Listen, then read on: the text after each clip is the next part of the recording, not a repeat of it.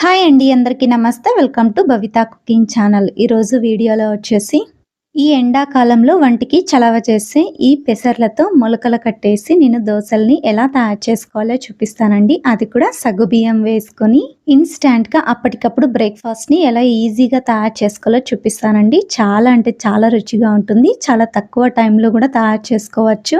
అలాగే పిల్లల నుండి పెద్దవాళ్ళకి కూడా చాలా మంచిదండి. ఇందులో హై ప్రోటీన్ ఉంటుంది కాబట్టి హెల్త్‌కి కూడా చాలా మంచిది. తప్పకుండా ట్రై చేయాల్సిన రెసిపీ అండి. మరి ఇక లేట్ చేయకుండా ప్రాసెస్‌లోకి వెళ్ళిపోదాము. అందుకోసం ముందుగా నేను ఇక్కడ పెసర్లని తీసుకున్నానండి. మొలకలు కట్టిన పెసర్లని నేను ఇంట్లోనే ప్రిపేర్ చేసుకున్నాను.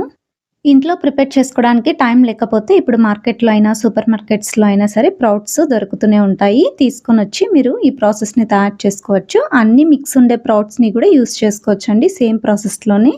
ఇంట్లోనే అయితే ముందు రోజే మొలకలు కట్టేసి పెసర్లని వాటిని ఫ్రిడ్జ్‌లో స్టోర్ చేసుకోండి. అలా అయితే నెక్స్ట్ డే తొందరగా అయిపోతుంది. అప్పటికప్పుడు మనం తీసుకొని వేసేసుకొని తయారు చేసుకోవచ్చు. నేను ఒక అరగంట ముందే ఒక కప్పు దాకా సగ్గుబియ్యంని ఒక గంట సేపు ముందుగా నానబెట్టి తీసుకున్నానండి. ఈ రెండిటిని కూడా రెడీగా ఉంచేసుకుంటే గనక ఇప్పుడు ఒక మిక్సీ జార్‌ని తీసుకొని అందులోకి ముందుగా మొలకలు కట్టిన పెసర్లని వేసుకోండి. ఎక్కువ క్వాంటిటీలో ఉంటే గనక 2 బ్యాచ్‌ల కింద వేసుకొని గ్రైండ్ చేసుకోండి.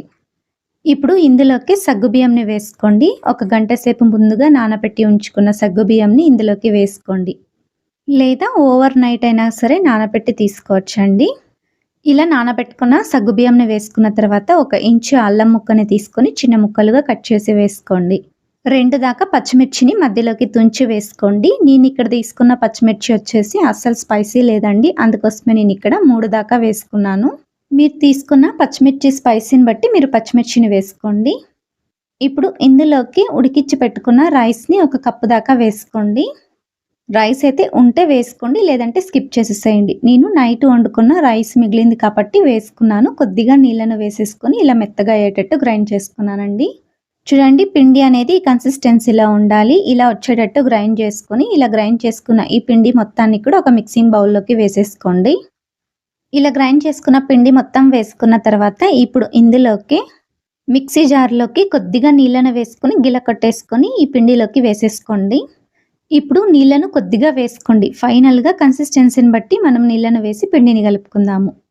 ఇప్పుడు ఇందులోకి దోసకాయ తురుమును అరకప్పు దాకా వేసుకోండి. అలాగే చిన్నగా కట్ చేసి పెట్టుకున్న ఉల్లిపాయ ముక్కల్ని కూడా ఒక కప్పు దాకా వేసుకోండి. క్యారెట్ తురుమును కూడా ఒక కప్పు దాకా వేసుకోండి. ఇందులోకి చిన్నగా కట్ చేసి పెట్టుకున్న కొత్తిమీరను కూడా వేసుకోండి. మీ దగ్గర ఉంటే గనక కొద్దిగా పుదీనాను కూడా చిన్నగా కట్ చేసి వేసుకోండి. అలాగే రుచికి సరిపడంత ఉప్పును కూడా వేసుకోండి. పావు టీ స్పూన్ అంతా మిరియాల పొడిని కూడా వేసుకోండి. అలాగే వామును కూడా అర టీ స్పూన్ దాకా వేసుకోండి. ఒక అర టీ స్పూన్ దాకా జీలకర్రని కూడా వేసుకోండి. ఇప్పుడు ఇందులోకి పావు టీ స్పూన్ దాకా వంట సోడాని కూడా వేసుకోండి. అప్పటికప్పుడు దోసల్ని వేసుకుంటున్నాం కాబట్టి వంట సోడాని వేసుకోండి. లేకపోతే స్కిప్ చేసేసుకోండి. ఇప్పుడు ఇవన్నీ కూడా బాగా కలిసేటట్టు కలుపుకోండి. ఇప్పుడే మనము నీళ్ళను వేసుకోకుండా పిండిని బాగా కలుపుకోవాలండి. ఎందుకంటే ఇందులోకి దోసకాయ తురుమును కూడా వేసుకున్నాం కదా! అందులో వాటర్ కంటెంట్ అనేది ఎక్కువగా ఉంటుంది కాబట్టి చూసి వేసుకోండి. నీళ్ళను కూడా ఒకేసారే వేసుకోకుండా కొద్ది కొద్దిగా వేసుకొని పిండిని కలుపుతూ కన్సిస్టెన్సీని బట్టి మరి కొద్దిగా నీళ్ళను వేసుకొని పిండిని కలుపుకోండి. ఈ ఎండాకాలంలో దోసకాయని ఎక్కువగా తీసుకోవడం చాలా మంచిదండి. దోసకాయనే కాదు వాటర్ కంటెంట్ ఎక్కువగా ఉండే ఏ వెజిటేబుల్స్ అయినా సరే ఎక్కువగా తీసుకోవడం చాలా మంచిది. చూడండి ఇలా కలుపుకున్న ఈ పిండిని ఇప్పుడు దోసల్లా వేసుకుందాము. దోసల్ని వేసుకోవడం కోసము ముందుగా స్టవ్ మీద ఒక ప్యాన్‌ని ఉంచుకోండి. నేను ఇక్కడ ఫ్రై పాన్ యూజ్ చేస్తున్నాను. మీ దగ్గర దోస పాన్ ఉంటే దోస పాన్ అయినా సరే పెట్టుకోండి. ముందుగా 2-3 టేబుల్ స్పూన్ల దాకా నెయ్యిని గానీ లేదా నూనెను గానీ వేసుకొని పాన్ మొత్తానికి కూడా ఇలా స్ప్రెడ్ చేసేసుకోండి. ఫస్ట్ దోసకి కొద్దిగా ఆయిల్ అనేది పడుతుందండి. ఒక్కటి లేవగానే మరొకటికి ఆయిల్ వేసుకోవాల్సిన అవసరం లేదండి. అందుకోసమే ఫస్ట్ దోసకి మాత్రం కొద్దిగా ఆయిల్‌ని ఎక్కువగా వేసుకొని దోసని వేసుకోండి. ఆయిల్ కాస్త వేడెక్కిన తర్వాత ఇందులోకి తెల్ల నువ్వుల్ని స్ప్రింకిల్ చేసుకోండి. ఇలా పాన్ మొత్తానికి కూడా స్ప్రెడ్ అయ్యేటట్టు ఇలా వేసుకున్న తర్వాత దోస బ్యాటర్‌ని వేసుకోండి. మీకు ఎంత మందంగా అయితే దోస కావాలో దాన్ని బట్టి మీరు దోస బ్యాటర్‌ని వేసుకొని స్ప్రెడ్ చేసుకోండి. ఇవి ఖచ్చితంగా ఊతప్పంలాగే వేసుకోవాలండి. ఎందుకంటే మనం ఇందులోకి సగ్గుబియ్యంని ఎక్కువ క్వాంటిటీలో వేసుకున్నాం కాబట్టి మెత్తగా వస్తాయండి. మంటను లో ఫ్లేమ్‌లోనే పెట్టుకొని దోసని కాల్చుకోవాలి. అప్పుడే మనకు క్రిస్పీగా వస్తాయండి దోసలు. పైన లేయర్ మొత్తం క్రిస్పీగా లోపలంతా సాఫ్ట్‌గా చాలా అంటే చాలా రుచిగా ఉంటుందండి. ఇలా దోస బ్యాటర్ మొత్తం స్ప్రెడ్ చేసుకున్న తర్వాత పైన మూత పెట్టేసుకొని మంటను లో టు మీడియం ఫ్లేమ్‌లో పెట్టుకొని దోసని కాల్చుకోండి. ఇలా లో ఫ్లేమ్‌లో దోసని కుక్ చేసుకోవడం వల్ల దోస అనేది పర్ఫెక్ట్‌గా కుక్ అవుతుంది. లోపలంతా కూడా బాగా కుక్ అయ్యి అస్సలు ప్యాన్‌కి అతుక్కోకుండా వస్తుందండి.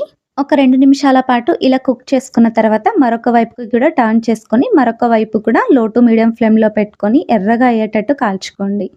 దోసను వేసుకున్న వెంటనే కదపకుండా కాస్త బాగా కాలిన తర్వాత మరొక వైపుకి టర్న్ చేసుకోవాలి. అప్పుడే మనకు అస్సలు అతుక్కోకుండా దోసలనేవి వస్తాయండి. ఇందులోకి సగ్గుబియ్యం వేసుకున్నాం కాబట్టి చాలా స్మూత్‌గా ఉంటాయి దోసలనేవి. ఇలా దోసను 2 వైపులా కూడా ఎర్రగా అయ్యేటట్టు కాల్చుకొని పక్కకు తీసుకోండి. ఇదే ప్రాసెస్‌లోనే మిగతా దోసల్ని కూడా తయారు చేసుకోండి. ఇలానే ఎంతో ఈజీగా మిగతా పిండిని కూడా దోసల్లా వేసేసుకోండి. ముందుగా పాన్‌కి ఆయిల్‌ని అప్లై చేసుకొని ఆయిల్ మొత్తం స్ప్రెడ్ చేసుకోండి పాన్‌కి.